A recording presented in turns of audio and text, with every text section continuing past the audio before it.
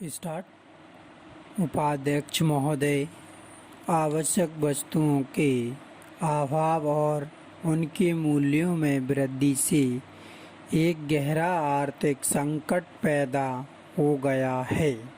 सरकार ने गेहूं के थोक व्यापार को अपने हाथ में लेते समय यह दावा किया था कि गेहूं के मूल्य में कमी होगी और सभी वर्गों के लोगों को गेहूं समय पर मिलता रहेगा।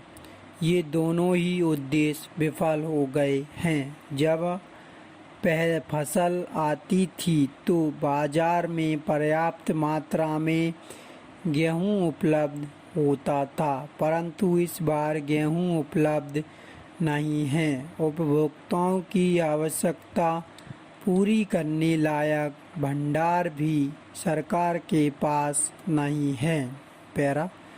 यह आरोप नितांत निराधार है कि भारत का किसान राजनीतिक दल के भड़काने के कारण अपना गेहूं सरकारी केंद्रों में नहीं ला रहा है। किसान समझदार है, वह अपने हानि लाभ को पहचानता है। जब चना, जौ और सरसों बेचकर उसे कुछ रकम मिल जाती है तो वह गेहूं को कुछ समय तक रोकने का प्रयत्न करता है। सरकार को गेहूं के दाम बढ़ाने चाहिए ताकि किसान अपना गेहूं जल्दी से जल्दी सरकार को बेच दे।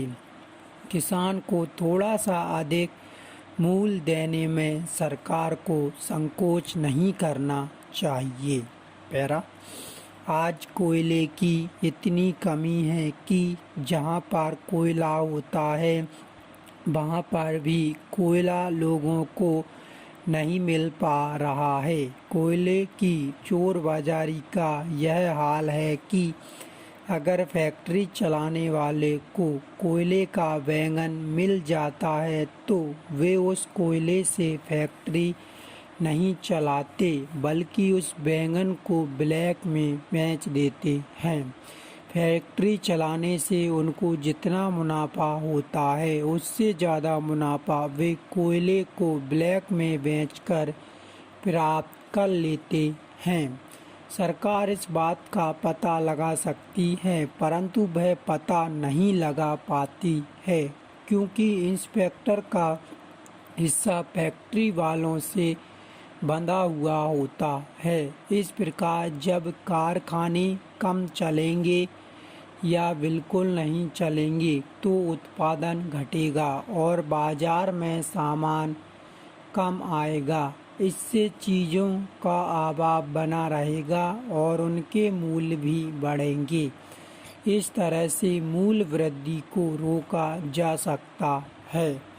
सरकार केवल अपने हाथ में नई चीज़ें लेती जाए, इससे समस्या हल होने वाली नहीं है। मूल्य वृद्धि को रोकने के लिए उत्पादन में वृद्धि करनी पड़ेगी।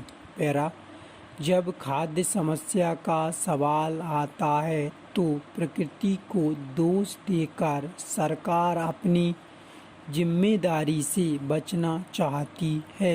क्या यह सच नहीं है कि पिछले 3 सालों से अनाज की पैदावार घट रही है? क्योंकि घट रही है। देश में खाद की कमी के लिए कौन जिम्मेदार है? क्या भगवान जिम्मेदार है? क्या भगवान खाद के कारखाने लगाएगा? क्या जो सरकारी कारखाने हैं उनको पूरी क्षमता से भगवान चलाएगा? भगवान के दर्शन तो हम इस सदन में ही कर सकते हैं।